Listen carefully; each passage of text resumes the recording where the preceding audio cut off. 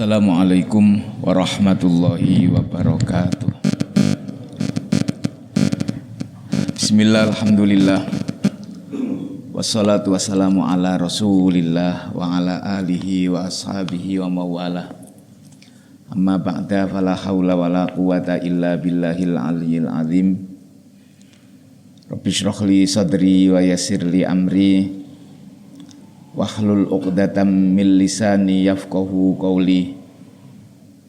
Subhanaka la ilma lana illa ma 'allamtana innaka antal alimul hakim.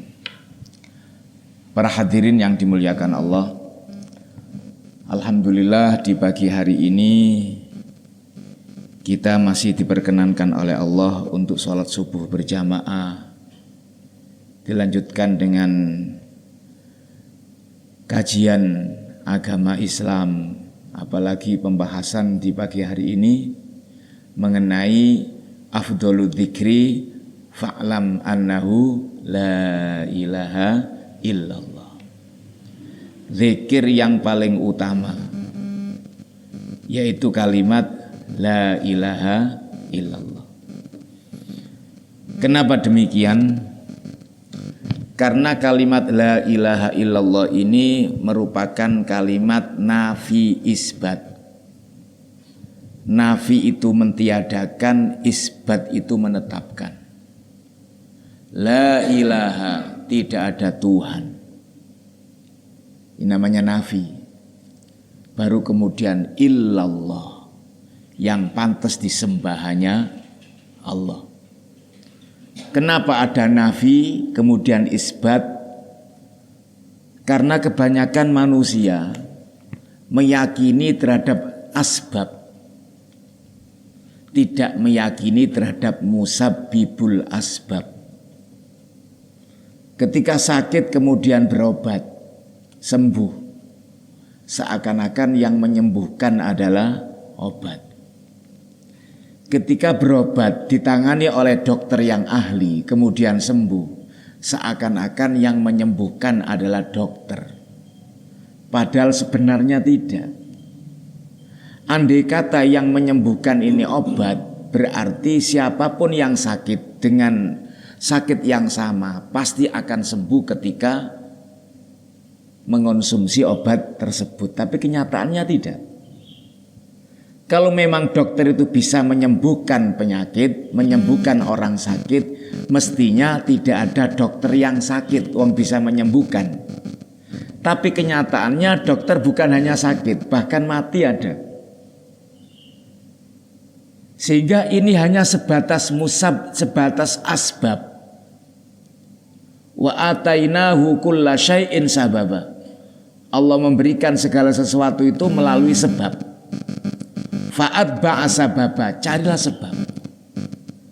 Musabbibul asbab, yang menyembuhkan bukan obat, yang menyembuhkan bukan dokter, melainkan Allah subhanahu wa ta'ala. Begitu pula orang yang beranggapan bahwasannya seseorang itu kaya karena pekerjaannya. Sebenarnya enggak. Itu hanya asbab. Andai kata orang kaya itu dikarenakan pekerja keras, mestinya yang paling kaya adalah kuli batu, karena dia pekerja keras. Andai kata orang kaya itu dikarenakan kepandaiannya, keilmuannya, mestinya profesor lebih kaya daripada yang lain. Tapi kenyataannya tidak. Banyak pekerja keras tapi tidak kaya. Banyak orang pinter tapi lebih kaya orang yang tidak pinter. Berarti ini hanya sebatas asbab. Musabbibul asbab, yang menciptakannya adalah Allah subhanahu wa ta'ala. Itulah kalimat la ilaha illallah. Mentiadakan apapun yang mungkin kita anggap Tuhan, baru kemudian yang pantas kita jadikan Tuhan, yang pantas kita sembah hanya Allah. Sehingga orang-orang ahli tariqah, orang-orang tasawuf itu ketika melantunkan la ilaha illallah diikuti dengan gerakan. Kenapa demikian? Karena setan akan masuk di tubuh kita melalui peredaran darah. Dan begitu setan berada di tubuh kita, maka setan itu yang akan membisiki hal-hal yang negatif.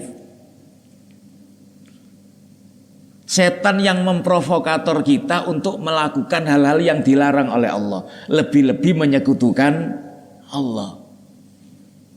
Sedangkan darah di tubuh kita mengalir seluruh tubuh, dialirkan oleh organ tubuh yang bernama jantung, dan ini posisinya di dada sebelah kiri. Bagaimana setan masuk di tubuh kita? Dengan berbagai macam cara. Mungkin ketika kita makan dengan menggunakan tangan kiri. Mungkin ketika kita menguap tanpa ditutup mulut kita, sehingga dengan mudahnya setan masuk ke dalam tubuh kita. Sehingga kita mengucapkan dzikir la ilaha illallah. Illallah harus ditancapkan di dada sebelah kiri. Bukan godek-godek begini, bukan. Apa orang Islam itu ya kalau zikir godek-godek. Makanya ndak kaya-kaya. Mau uang godek. Beda dengan orang Cina. Orang Cina pakai Yosua dogrok-ogrok. Makanya yang kecil-kecil juga ikut jatuh semua. Ini sebenarnya bukan hanya sekedar menggelengkan kepala, bukan. Ini ada filosofinya. La ke kanan, ilaha ke atas, illallah ke arah dada sebelah kiri. La ilaha illallah, la ilaha illallah. Illallah ke sebelah kiri, sehingga setan yang ada di darah kita melalui peredaran darah di tubuh kita akan keluar dari tubuh kita karena kita mengucapkan kalimat illallah, ditancapkan ke dalam dada sebelah kiri. Suatu ketika Sayyidina Ali Ar-Ridha, seorang ahlul bait, beliau datang ke sebuah tempat namanya Naisabur. Beliau mendatangi tempat tersebut dengan mengendarai keledai. Begitu datang, seluruh masyarakat setempat di sekitar Naisabur ini karena kedatangan seorang ulama. Beliau datang tempat itu, seluruh masyarakat ya berduyun-duyun mendatangi beliau. Apa tujuannya? Ingin mendengarkan hadis yang pernah beliau dengarkan dari datuk-datuknya. Karena memang Ali Ar-Ridha ini ahlul bait, ya, cicit baginda Nabi Muhammad sallallahu alaihi wasallam. Begitu Ali Ridha radhiyallahu taala anhu dikerumuni orang banyak, beliau mengatakan haddatsani Abi Musa al-Kadzim. Aku mendapatkan cerita hadis dari ayahku yang bernama Musa al-Kadzim. Musa al-Kadzim ayahnya mendapatkan hadis ini dari ayahnya, namanya Ja'far As-Shadiq. Ja'far As-Shadiq mendengarkan hadis ini dari ayahnya yang bernama Muhammad Al-Baqir. Muhammad Al-Baqir mendengarkan dari ayahnya yaitu Zainal Abidin. Zainal Abidin mendengarkan dari ayahnya yaitu Sayyidina Husain radhiyallahu an. Sayyidina Husain mendengarkan dari ayahnya yaitu Sayyidina Ali bin Abi Thalib radhiyallahu taala anhum ajmain. Beliau Sayyidina Ali mendengarkan langsung dari Habibi wa Khalili, kekasihku, yaitu Rasulullah Muhammad sallallahu alaihi wasallam. Jadi berurutan begitu hadis ini. Dan beliau baginda Nabi mendengarkan langsung dari malaikat Jibril alaihissalam. Malaikat Jibril menceritakan dari malaikat Mikail alaihissalam. Malaikat Mikail menceritakan dari malaikat Israfil alaihissalam. Malaikat Israfil mengatakan, sami'tu Rabbal Izzati yaqul. Aku mendengarkan langsung Allah berfirman. Ini hadis qudsi. Apa firman Allah? Allah berfirman, la ilaha illallah hisni.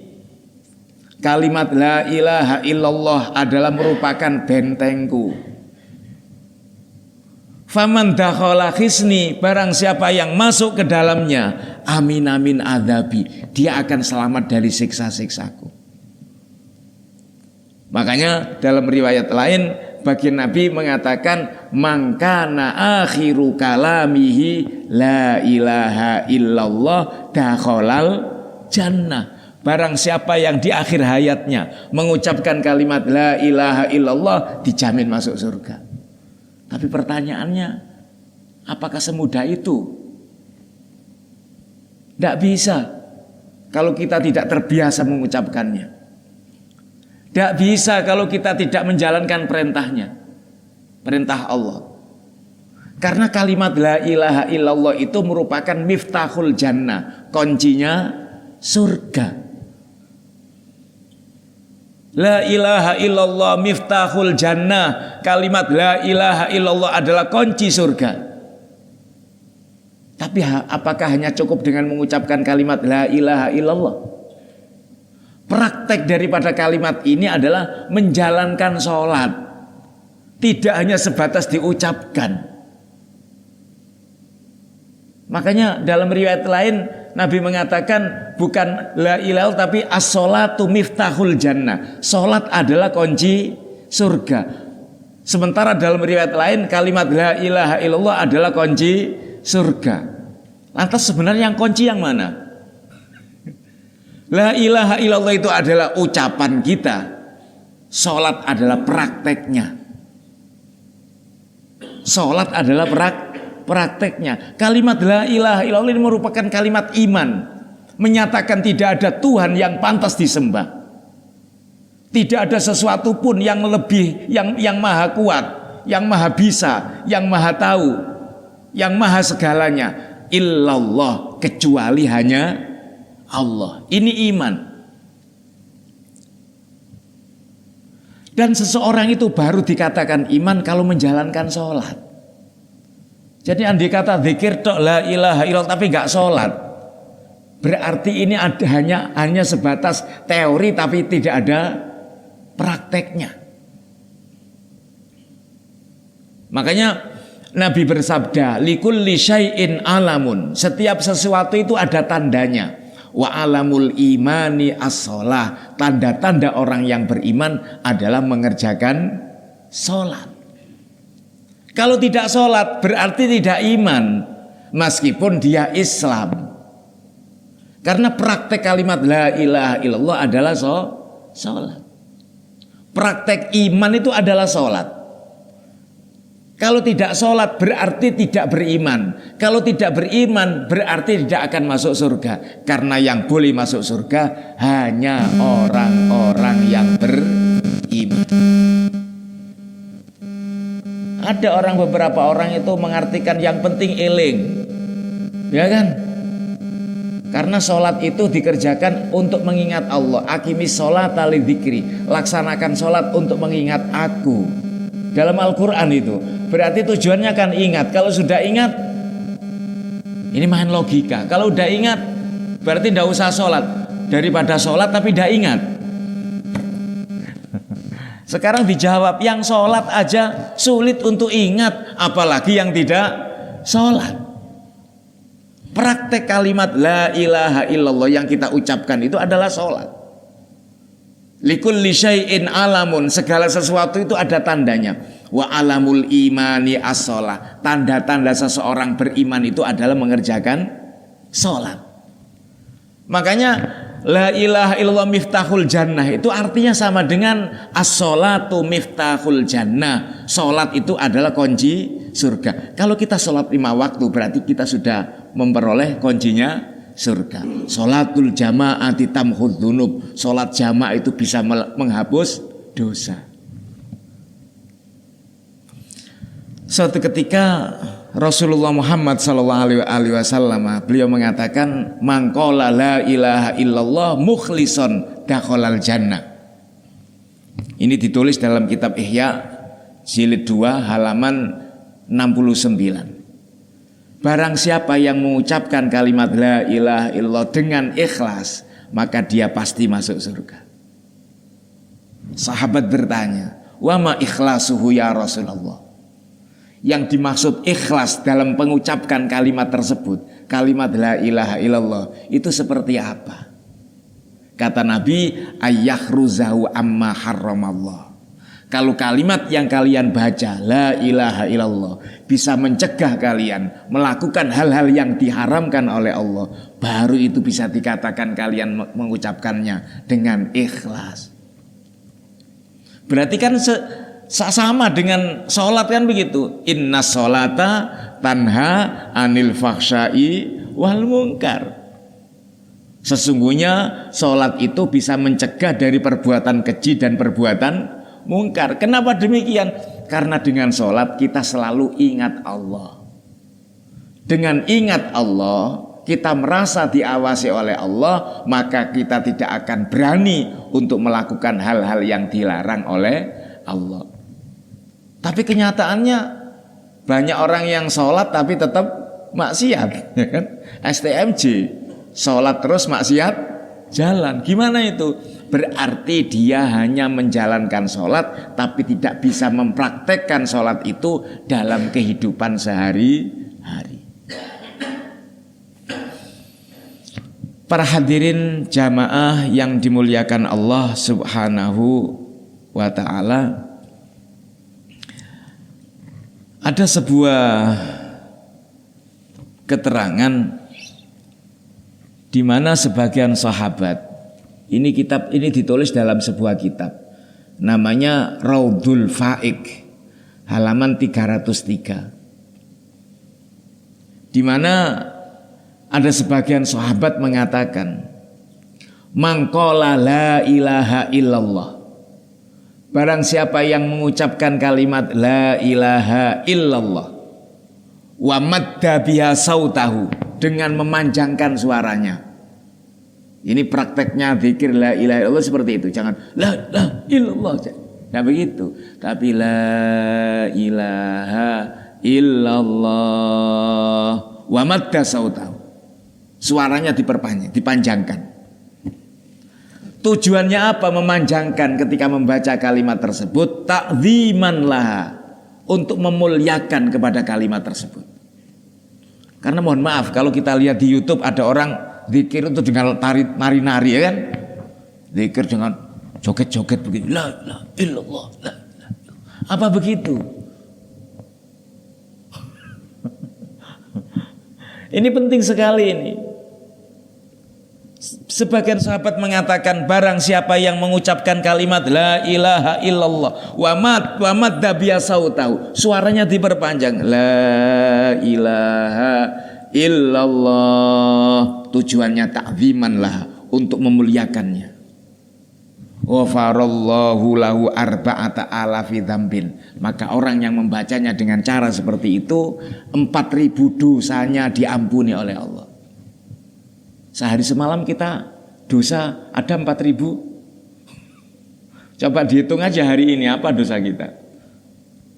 Andai kata 4.000 cukup kita mengucapkan kalimat tersebut, la ilaha illallah. Makanya umat Nabi ini kalau tidak masuk surga keterlaluan. Kata anak Surabaya, kebacut. Sarana untuk masuk surga itu banyak sekali Allah berikan kepada kita. Salah satunya ini, ya kan? Kalau dosanya tidak sampai 4.000, bagaimana? Kila fa illam yakun lahu arba'atu alafi dzambin. Kalau dosanya tidak sampai 4.000, mungkin dosanya hanya 1.000 misalnya, kan masih sisa menghapus dosa 3.000. Bagaimana? Sebagian sahabat mengatakan, yaghfiru min dunubi ahli wajirani, maka yang 3.000 ini, ya kan, Allah jadikan sebagai penghapus dosa keluarganya dan tetangga-tetangganya. Makanya kalau kita tetangga dengan orang alim, tetangga dengan ulama, itu luar biasa, ya kan, luar biasa. Ketika ulama itu ingat kepada Allah, mendoakan kanan kiri tetangga-tetangganya, kita tidak ikut doa, ikut mendapatkan bagian daripada doa itu.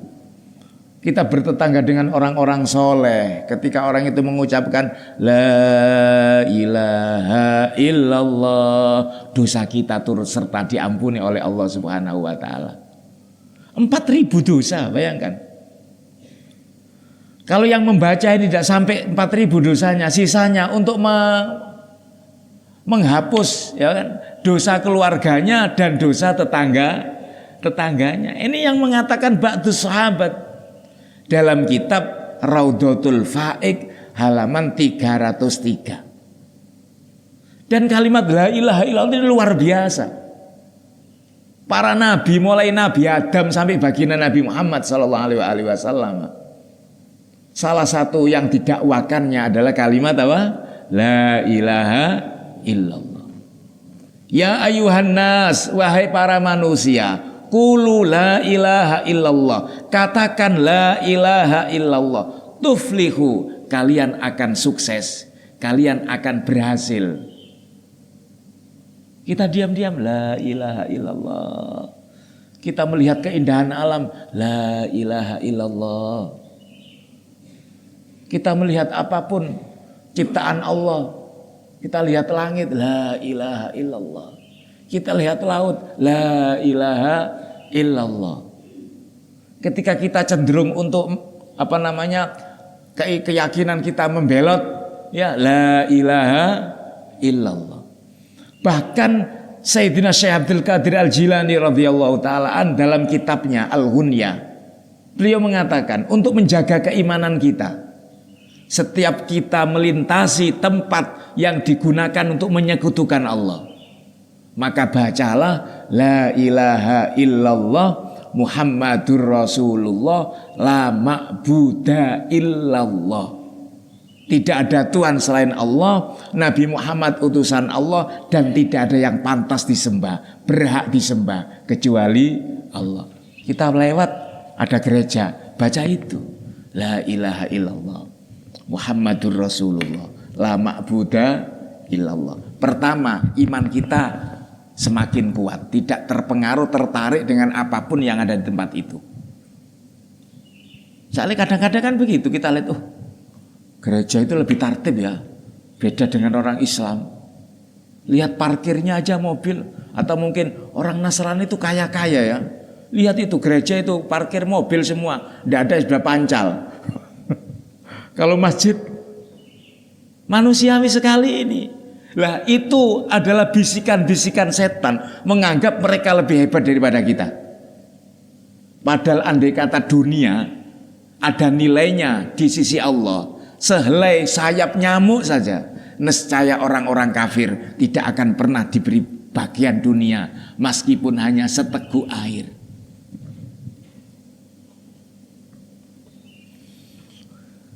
La ilaha illallah.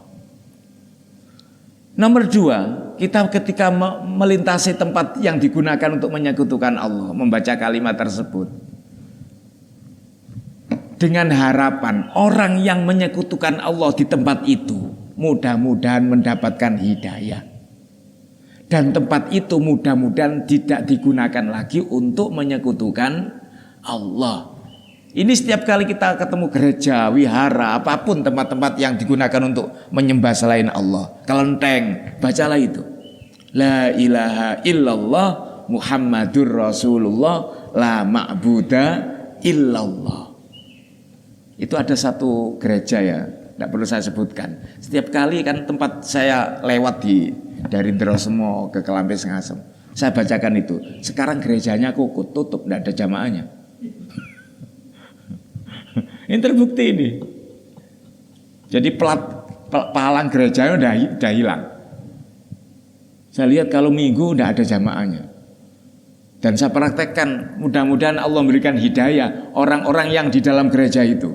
Dengan setiap kali saya melintasi tempat yang digunakan untuk menyekutukan Allah, saya ucapkan kalimat la ilaha illallah Muhammadur Rasulullah la ma'buda illallah.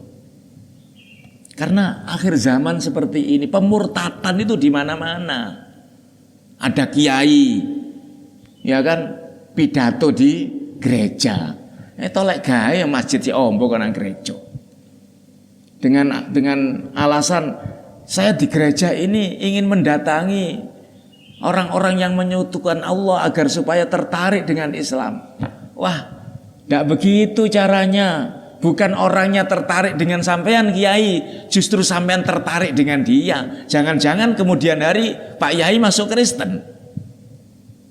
Ini bahaya sekali. Ada tukang AC, ya kan? Saya Pak Yai dapat orderan masang AC di Malang. Ini nilainya luar biasa. Saya baru kali ini dapat orderan, dapat proyek segede ini. Masang apa? AC-nya apa? AC-nya mall? Bukan Pak Yai, AC-nya gereja. Boleh Pak Yai? Tidak boleh. Loh kenapa tidak boleh? Man a'ana ala maksiatin maksiatun. Barang siapa yang memfasilitasi orang yang melakukan kemaksiatan, dia mendapatkan bagian daripada dosa setiap orang yang melakukan kemaksiatan tersebut. Masang AC di gereja. Mohon maaf ini orang-orang liberal biasanya bertentangan dengan kaidah seperti ini. Ini kan satu pekerjaan, iya. Kok dihubung-hubungkan dengan agama? Karena orang yang menyekutukan Allah di tempat itu merasa nyaman dengan adanya AC. Yang memasang AC sampean, apa sampean tidak turut serta mendapatkan bagian daripada dosanya orang yang menyekutukan Allah? Apa tidak ada pekerjaan lain? Beda dengan sampean mengerjakan rumahnya pendeta sebagai tukang taman, dibayar oleh pendeta, bukan tamannya gereja tapi tamannya rumahnya pendeta. Tidak apa-apa karena pekerjaannya dan tidak ada hubungannya dengan menyembah selain Allah. Seorang mucikari minta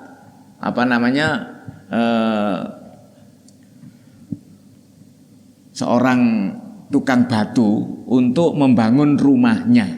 Untuk membangun apa? Rumahnya. Kemudian kata mucikarinya, nanti sampean saya bayar hasil pekerjaannya ini dengan hasil mucikari saya. Tidak apa-apa, wong dia bekerja bukan untuk memfasilitasi mucikarinya, tapi membangun rumahnya mucikari, tidak apa-apa. Tapi kalau ini membangun komplek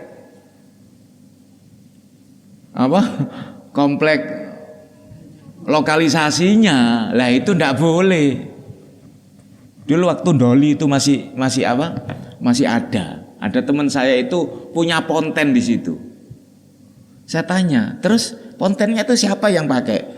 Ya mereka itu Pak Yai, selepas esek-esek masuk ke ponten saya. Berarti sampean memfasilitasi untuk itu. Iya, secara nggak langsung. Nggak boleh. Caranya gimana? Ya dijual aja pontennya, cari yang lain. Bisa dipahami begini ya? Atau seseorang yang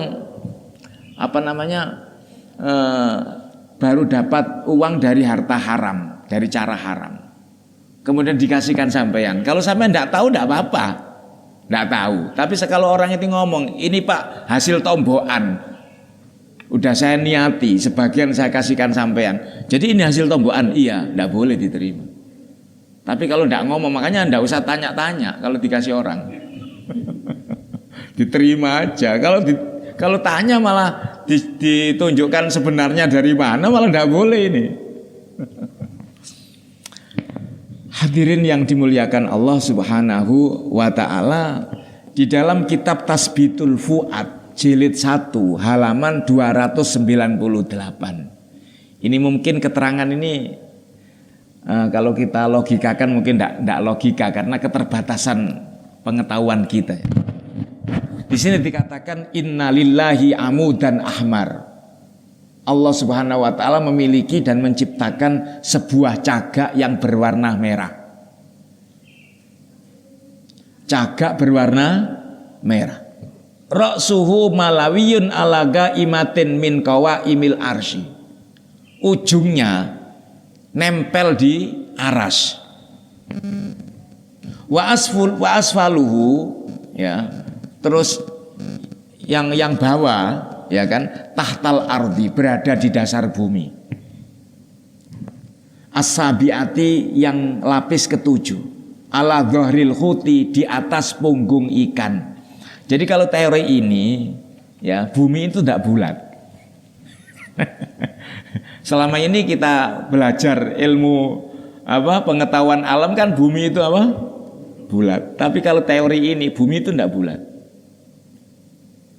Bumi ini berada di atas punggung ikan. Berarti terapung di atas air, daratan. Ya, kalau kita jelaskan bisa jadi bumi itu bulat, tapi daratan ini berada di atas punggung ikan. Berarti terapung di atas air. Yang benar yang mana teorinya? Wallahu a'lam. Lantas karena dasarnya ini berada di punggung ikan, kemudian ujungnya diaras di atas langit ketujuh. Setiap kali hamba Allah mengucapkan kalimat la ilaha illallah, ikan yang ada di bawah ini bergerak. Sehingga gerakan ikan ini menimbulkan cagaknya ini cukup ikut serta bergerak. Ini cagak ghaib ini, tidak bisa kita lihat. Lah ketika cagaknya ini, tiangnya ini bergerak, otomatis aras, karena nempel di aras, turut serta bergerak. Sehingga Allah Subhanahu wa taala berfirman kepada aras, wahai aras, jangan bergerak, uskun. Apa kata aras? La wa izzatik, demi kemuliaanmu wahai Tuhanku, aku tidak bisa tidak bergerak, aku harus bergerak. Hatta taghfira liqailiha, sampai engkau mengampuni dosa-dosa orang yang mengucapkan kalimat la ilaha illallah, baru aku tidak bergerak. Baik itu dosa yang telah dilakukan maupun dosa yang akan dilakukan. Sehingga Allah Subhanahu wa taala mengampuni siapa saja yang mengucapkan kalimat apa? La ilaha illallah. Al-Imam Fakhruddin Ar-Razi, ya, dalam kitabnya beliau mengatakan kalimat la ilaha illallah ini memiliki 12 huruf. Coba dihitung, la itu 2, ya kan, ilaha itu 3, berarti 5, illallah totalnya 12 huruf. Dijumlah aja nanti. Kalimat la ilaha illallah memiliki 12 huruf. Sedangkan hitungan bulan selama 1 tahun ada 12 bulan. Barang siapa yang mengucapkannya, maka setiap hurufnya menghapus dosa selama 1 bulan. Ini bukan kebetulan, ini sudah disetting seperti itu oleh Allah Subhanahu wa ta'ala. Setiap hurufnya menghapus dosa 1 bulan. Berarti kalimat la ilaha illallah menghapus dosa selama 12 bulan, selama 1 tahun. 1 hari 1 malam terdiri atas 24 jam. Yang 12 siang, yang 12 malam.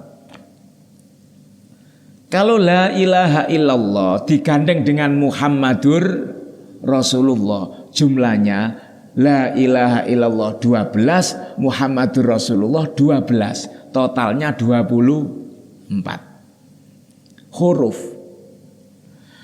Barang siapa yang mengucapkan la ilaha illallah Muhammadur Rasulullah, maka dosa selama 24 jam diampuni oleh Allah Subhanahu wa ta'ala. Luar biasa umat Nabi ini. Meskipun bergelimang dosa, di luar sana dosa itu Masya Allah. Saya mau berangkat ngaji aja sempat melakukan dosa. Saya ngaji di Kalijudan, berangkatnya jam 5 sore, ngajinya selepas maghrib. Dari Kelampis Ngasem ke Kalijudan, arah ke Mer itu. Di perempatan berapa lampu merah itu, ada banyak itu, 5 ada. Setiap lampu merah ada wanita cantik pakai celana pendek. Kira-kira dilirik enggak? Enggak cuma dilirik, dipelototi. Cantik ini anak, muda lagi. Terus begitu, ngajinya pahalanya belum mesti, dosanya sudah pasti. Coba. Apalagi tempat saya ini, mohon maaf, tempatnya kan kampung ya. Banyak orang-orang kos-kosan itu.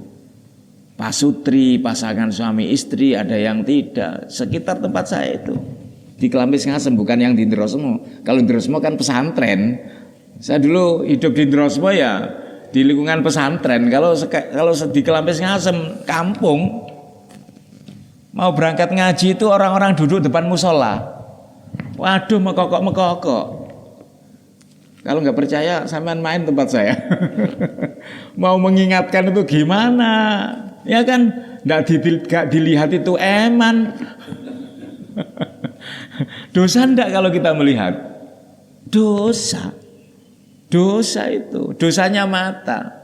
Tapi ketika kita mengucapkan la ilaha illallah Muhammadur Rasulullah, dihapus dosanya oleh Allah Subhanahu wa taala. Enak enggak? Makanya umat Nabi ini mayoritas penduduk surga. Mayoritas penduduk surga itu umat baginda Nabi. Sepertiganya masuk surga tanpa hisab. Sepertiganya masuk surga, ya kan, membawa dosa tapi dosanya diampuni oleh Allah. Sepertiga lagi dosanya itu masya Allah melebihi daripada waktu yang Allah berikan kepada dia. Digambarkan ka'amthalil jibal, seperti halnya gunung saking besarnya. Ghaira annahu yashhadu alla ilaha illallah wa anna Muhammadar Rasulullah. Tapi dia bermodalkan kalimat la ilaha illallah Muhammadur Rasulullah meskipun masuk neraka untuk mempertanggungjawabkan dosanya yang sebesar gunung itu. Tapi pada akhirnya kalimat tersebut menghantarkan dia untuk masuk surga. Kira-kira kita golongan yang mana ini? Nah, mudah-mudahan termasuk yang bighairi hisab. Allahumma amin. Di beberapa tempat itu zikir la ilaha illallah Muhammadur Rasulullah ini dibaca selepas sholat subuh. Kenapa? Karena waktu subuh itu titik nol, di akhir waktu malam dan di awal waktu siang. Dengan harapan selama semalam dosa yang kita lakukan dan yang akan kita lakukan pada waktu siang diampuni oleh Allah Subhanahu wa taala. Berapa jumlahnya zikir yang kita baca? Tidak ada keterangan berapa jumlahnya. Asalkan itu mukhlison, kata Nabi. Dengan zikir itu bisa mencegah kita dari perbuatan yang diharamkan oleh Allah. La ilaha illallah Muhammadur Rasulullah. Dan ini ada musalsalnya. Sampean ijazahin dari saya dari guru saya dari gurunya, nyambung sampai ke Rasulullah Muhammad sallallahu alaihi wasallam. Coba kita baca bersama. La ilaha illallah Muhammadur Rasulullah. Berarti sampean zikir itu sudah nyambung. Sudah nyambung. Karena ngaji bacaan agama ya, harus ada apa? Ada sambungannya. Tidak bisa kita baca buku belajar Islam dengan buku, tidak ada gurunya yang sambung sampai Rasulullah, tidak bisa. Man la syaikholah fasaihu syaiton. Barang siapa yang mempelajari agama tanpa guru, maka dia sama dengan diajari oleh setan. Karena tidak ada yang mengarahkan. Di dalam kitab Tafsir Al-Kabir karangan Al-Imam Fakhruddin Ar-Razi, ya, beliau mengatakan, la takunul maksiyatu illa minal a'dha'is sab'ah. Maksiat yang dilakukan oleh manusia tidak lepas dari 7 anggota tubuh. Apa 7 itu? Yang pertama adalah mata. Yang kedua adalah kuping, telinga. Yang ketiga adalah lisan, mulut. Ya. Yang keempat adalah tangan. Yang kelima adalah perut. Makan hal-hal yang diharamkan kan larinya ke perut. Yang keenam adalah kemaluan, farji. Yang ketujuh adalah kaki. Jadi manusia melakukan maksiat tidak lepas dari ini. Maksiatnya mata, maksiatnya telinga. Kalau hidung nggak diceritakan. Mata, telinga, mulut, tangan, perut, kemaluan, kaki. 7. Begitu pula pintu neraka jahanam ada 7. Pintu neraka jahanam itu ada 7 pintu. Kalimat la ilaha illallah terdiri atas 7 kalimat. La ilaha illallah, coba kita hitung. La ilaha illa Allah. 3 ya. La ilaha illa Allah. Muhammad Rasul. La ilaha. La ini huruf nafi. La ilaha illa Allah. Muhammad Rasul Allah. 7. La ilaha illallah Muhammad Rasulullah ini terdiri atas 7 kata. La ilaha illa Allah. Muhammad Rasul Allah. 7. Sehingga fakullu kalimatin tukaffiru maksiata adwin wahidin. Setiap kalimat itu akan menghapus kemaksiatan yang dilakukan oleh 7 anggota tubuh tadi.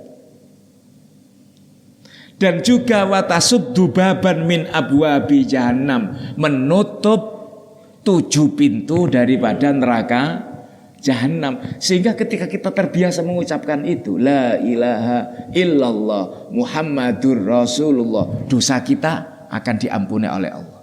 Dan nanti di akhirat kita tidak akan bisa masuk neraka karena terhalang oleh kalimat itu.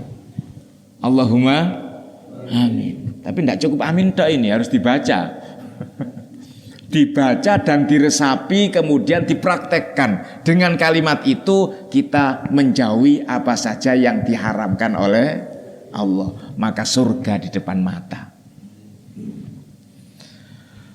Ada sebuah asar. Asar itu adalah perkataan sahabat. Ya kan? Asar itu adalah apa? Perkataan sahabat. Ya, jadi kalau asar itu mangkulah anis sahabah, wa amal mangkul anin nabi yuqalu hadis. Imam Al-Hafani mengatakan apa yang dinukil dari sahabat itu namanya apa? Asar. Yang dinukil sambung ke Nabi bahwasannya ini sabda Nabi adalah hadis. Ini asar. Kalau ada orang mengatakan kan bukan hadis, ya memang bukan hadis. Apakah kalau bukan hadis kita tidak boleh mengamalkannya? Padahal ini yang mengatakan sahabat. Nabi mengatakan ashabi kan nujum, sahabatku laksana bintang, biayyihi muqtadaitum, di mana kalian mengikutinya ihtadaitum, kalian akan mendapatkan hidayah, petunjuk dari Allah Subhanahu wa taala. Bahkan dalam riwayat lain dikatakan alaikum bisunnati wa sunnatil khulafair rasyidin. Siapa khulafair rasyidin? Adalah sahabat Nabi yang dipilih oleh Nabi yang kemudian menggantikan sebagai khalifah. Apa kata sahabat dalam sebuah asar? Syekh Abi Zaid Al-Qurtubi. Qurtubi itu Cordova.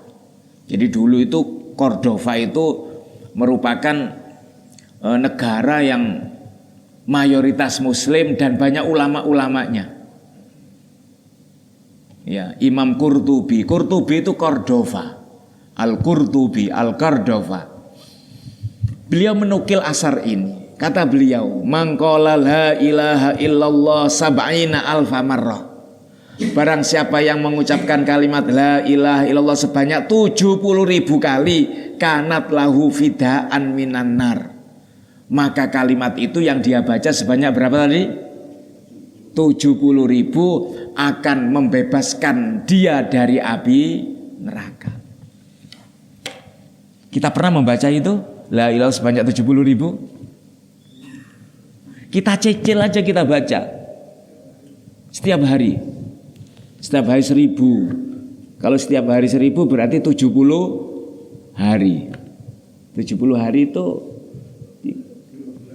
2 bulan lebih. Ya, 2 bulan lebih ya. Sehari 1.000, sehari 1.000. Dan di dalam kitab yang saya bawa ini namanya Manahijul Imdad. Ini karangannya orang Jawa. Yang ngarang ini namanya Kiai Ihsan Muhammad Dahlan Al-Jampesi Al-Kediri, orang Kediri. Namanya Manahijul Imdad. Ada 2 jilid, 2 buku. Ternyata orang Jawa juga hebat ya. Mengarang kitab berbahasa Arab. Dan bahasanya ini benar-benar Arab, bukan bahasanya orang Jawa. Padahal beliau tidak pernah belajar di Arab. Hasil lokal. Produk-produk lokal. Ini kitab ini mendunia, kitab ini. Sama dengan yang sebelumnya beliau karang namanya Sirajut Thalibin, yang dijadikan mata pelajaran di Universitas Al-Azhar Kairo. Karangan orang Jawa, namanya Kiai Ihsan bin Muhammad Dahlan Al-Jampesi Al-Kediri. Orang Jampes itu kampung, Kediri itu kabupatennya. Di sini dikatakan ada satu kisah. Ada seseorang membaca kalimat la ilaha illallah sebanyak 70.000 kali, bertemu dengan seorang pemuda yang kebetulan pemuda ini kasaf. Apa itu kasaf? Dia bisa melihat surga dan neraka, punya indera ketujuh. Ini sampean percaya tidak percaya, terserah. Tapi ini ditulis dalam kitab ini, dalam sebuah cerita mengenai faedah mengucapkan kalimat la ilaha illallah sebanyak 70.000 kali. Ketika bertemu dengan beliau, anak muda ini spontan mengatakan, "Ammi, wahai pamanku, hadza ummi, hadhihi ummi finnar." Ibuku ternyata dimasukkan ke dalam api neraka. Dengan teriak-teriak, menangis melihat ibunya sedang disiksa di dalam neraka. Lantas seorang ulama ini dalam benak hatinya, andai kata apa yang dikatakan sahabat itu benar, dan saya yakin atas kebenarannya, apa yang saya baca la ilaha illallah sebanyak 70.000, aku hadiahkan untuk ibunya anak ini agar supaya dibebaskan dari api neraka. Padahal tidak sampai ngomong ini, hanya niat di dalam hati. Tidak lama kemudian anak ini kembali teriak-teriak. Kembali teriak-teriak. Ammi, Ammi katanya. Ya Ammi, hayya ukhrijat. Hayya ukhrijat. Alhamdulillah kata beliau, kata pemuda ini. Sekarang ibuku sudah dikeluarkan dari neraka. Alhamdulillah, ibuku sudah dibebaskan dari api neraka. Alhamdulillah. Sang ulama tadi sambil tersenyum. Berarti benar ini. Kalimat tersebut kalau dibaca sebanyak 70 kali, jangankan untuk kita, kita hadiahkan untuk orang lain saja. Jangankan kita ngomong, dalam hati saja, dalam benak hati kita, kita baca dengan tujuan untuk membebaskan siapa saja dari api neraka, asalkan matinya tidak mati kafir, maka Allah akan membebaskannya dari api neraka. Kalau kita punya orang tua, ayah ibu yang sudah meninggalkan kita, kita hadiahi. Kita bacakan la ilaha illallah sebanyak berapa tadi? 70.000 kali, dengan harapan agar supaya apabila orang tua kita dalam neraka dibebaskan oleh Allah dari api neraka. Apa bisa yang dibaca oleh orang hidup untuk orang mati? Nabi mengatakan seperti itu. Idza mata ibnu adama in qata'a amaluhu illa min salas shadaqatin jariyah ilmin yuntafa'u bihi waladin sholihin yad'u lahu. Bahkan kalau dalam Abi Jamroh yang dimaksud waladin sholihin itu bukan harus anaknya, bukan. Nabi mengatakan anak soleh yang mendoakan orang tuanya yang sudah meninggal ini dengan tujuan apa? Agar supaya anaknya ini selalu ingat kepada kedua orang tuanya. Bukan berarti kalau bukan anaknya tidak sampai. Karena dalam riwayat lain bukan hanya 3. Bukan hanya 3. Lebih daripada 3. Kalau nggak salah 8. Ada riwayat lagi 12. Berarti kan menunjukkan bukan hanya 3. Ilamin salas itu bukan pembatasan. Bukan hanya 3. Tapi menandakan orang yang hidup masih bisa nyambung terhadap orang yang sudah meninggal. Kalau memang hanya anaknya, berarti kalau sholat jenazah harus anaknya. Karena sholat jenazah itu adalah mendoakan orang yang sudah meninggal. Tapi kenyataannya kalau sholat jenazah yang nyolati siapa? Siapa saja, mudinnya nomor 1. Bahkan kadang-kadang anaknya ndak ikut nyolati. Wong anaknya ndak pernah sholat. Mau nyolati kayak apa? Artinya apa? Kita membaca kalimat la ilaha illallah, kita hadiahkan terhadap orang-orang yang kita kasih agar supaya dibebaskan oleh Allah dari api neraka, agar supaya diselamatkan dari api neraka. Itu bisa. Barangkali ada yang perlu ditanyakan. Saya persilakan.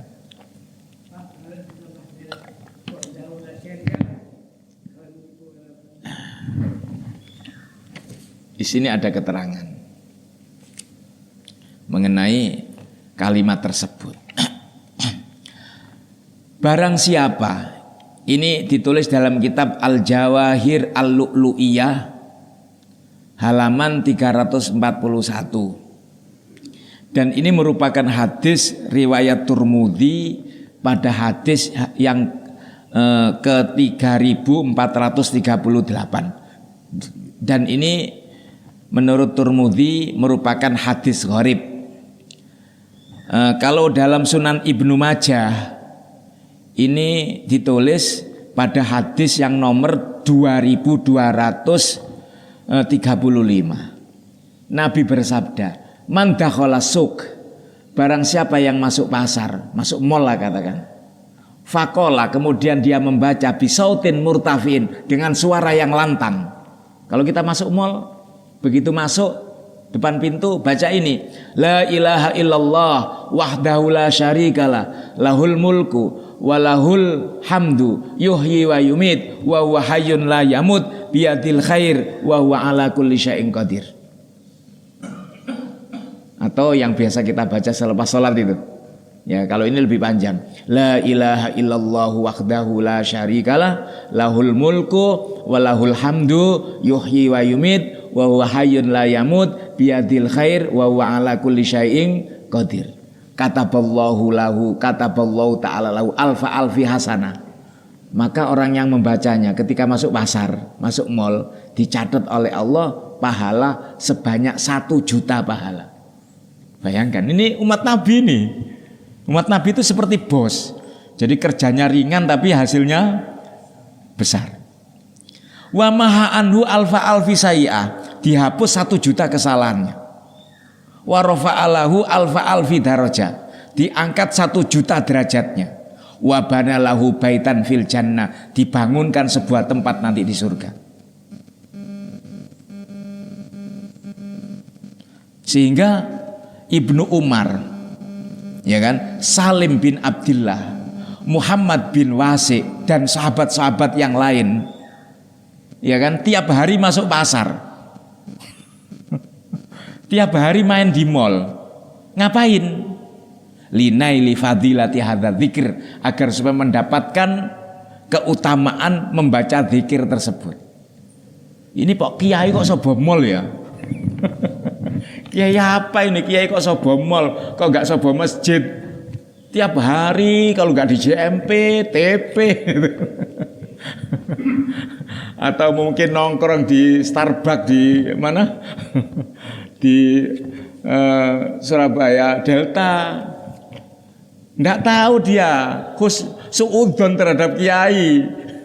Padahal kiai masuk mall itu dengan tujuan apa? Ingin mendapatkan pahala membaca kalimat ini. Kalau nggak masuk pasar nggak bisa sampean. Caranya bisa mendapatkan pahala itu masuk pasar sebelum masuk baca kalimat ini. Makanya jangan suudzon itu kiai pakai jubah masuk mall.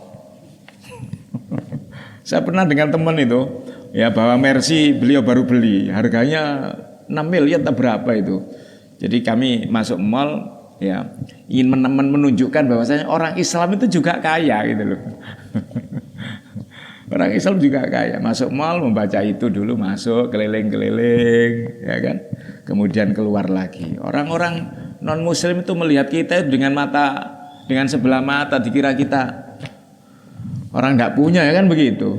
Tapi begitu parkir yang tukang parkir apa itu namanya? Vale ya, Vale namanya ya. Vale datang membawa mobil, semua melongo semua. Ini pakai jubah.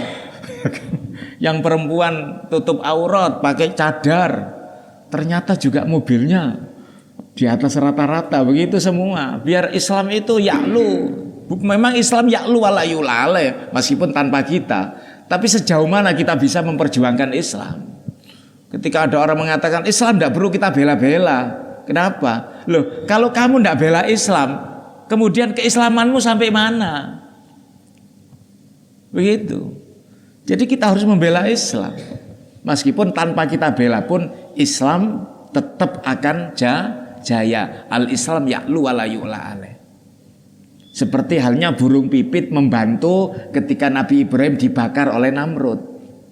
Ya, dibully oleh teman-temannya. Kamu burung pipit, seberapa banyak air yang kamu bawa?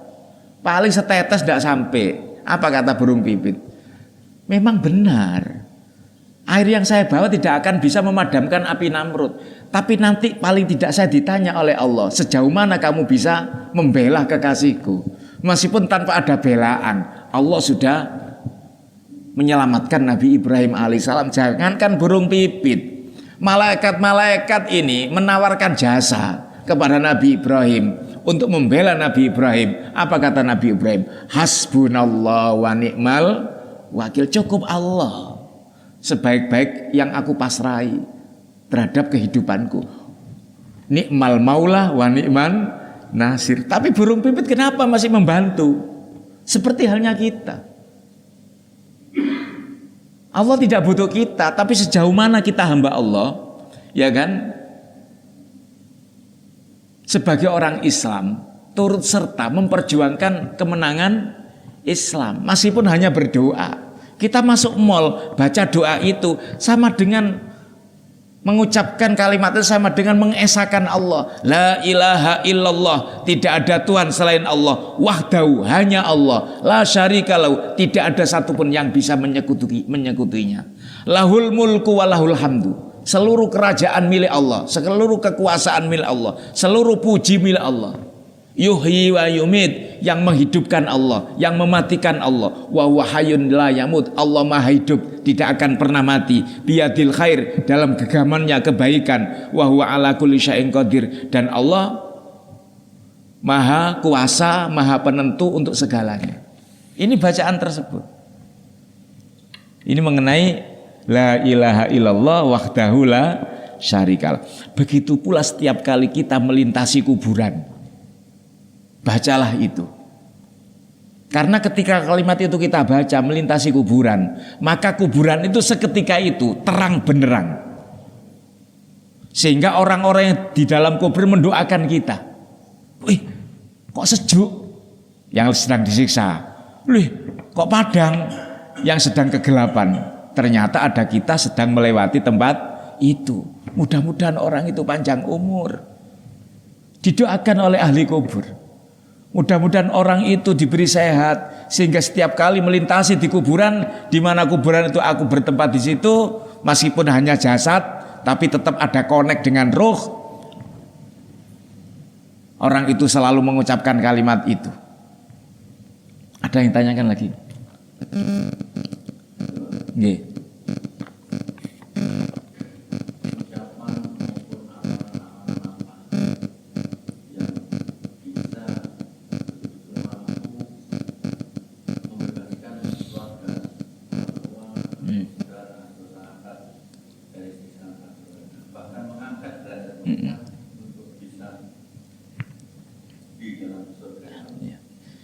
Kalimat la ilaha illallah.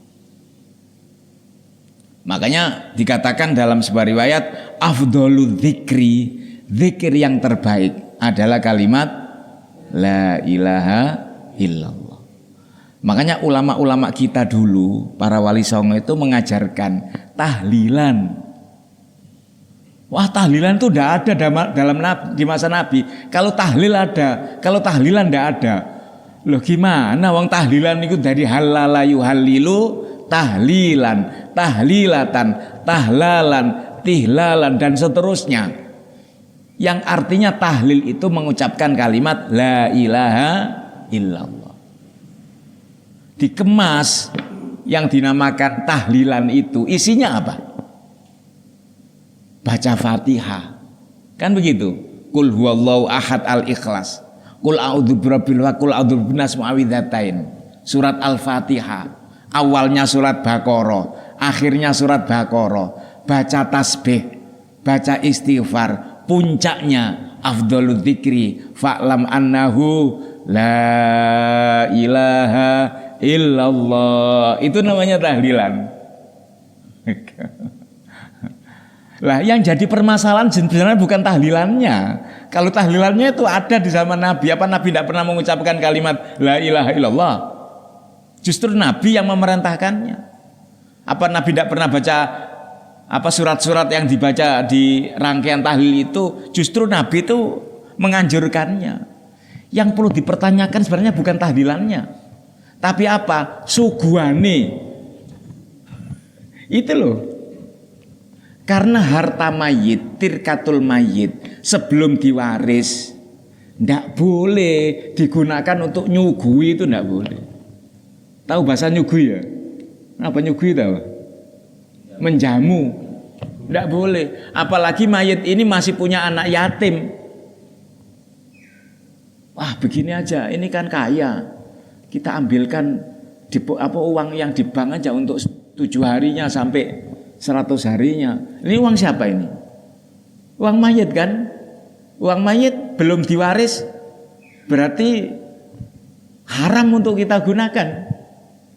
Makanya kalau kita datang ke tempat tahlilan itu, kalau dilihat ini kayaknya ini bukan dari keluarganya, ini uangnya mayit ini yang dipakai ini, jangan makan, haram itu. Kalau tahlilannya ada masalah. Ya, hidangannya itu loh, jamuannya itu loh. Makanya orang dulu itu kalau menjamu orang-orang takziah itu bukan dari harta mayit, tapi dari sodakohnya orang-orang yang takziah. Diberikan aqua, uangnya siapa? Ya dari takziah itu. Kalau orang Jawa bilang apa? Sinoman, ya kan? Sinoman. Bukan hartanya mayit. Hartanya mayit tidak boleh digunakan sebelum pertama. Digunakan untuk menyelesaikan kewajiban-kewajibannya. Kalau memang masih punya hutang, diselesaikan dulu hutangnya. Kalau memang punya janji, dituntaskan dulu janjinya.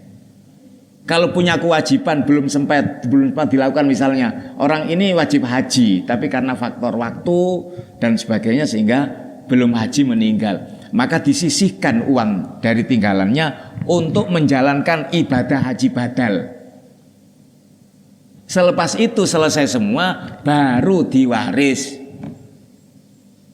Laki-laki, anak laki-lakinya lebih banyak daripada anak perempuannya. Lidzakari mithlu hadzil unsayain. Kemudian yang perempuan minta jatah sama, dibagi sama. Ya dibagi sama selepas dibagi secara faraid. Agar supaya tidak ada yang memakan hak orang lain. Yang laki-laki dapat 2 M, yang perempuan dapat 1 M misalnya. Nggak bisa, ini harus 1 M-an ini, karena tinggalannya 3 M misalnya. Ya oke, nggak apa-apa. Setelah dibagi 2 M untuk yang laki, 1 M untuk yang perempuan, selepas itu dibagi rata atas kesepakatan kedua belah pihak anaknya ini. Sehingga yang perempuan ini dengan tambahan 500 juta sodakonya saudara lakinya. Tapi kalau tidak begitu langsung dibagi 50-50, 1 M-an setengah, berarti yang perempuan ini memakan haknya saudara laki-lakinya. Itu solusinya betul. Jadi yang bisa mengangkat derajatnya orang-orang yang mendahului kita, ya kan? Kemudian bisa membebaskannya dari api neraka. Kalau konsep yang ada dalam kitab ini, bacalah kalimat la ilaha illallah berapa kali?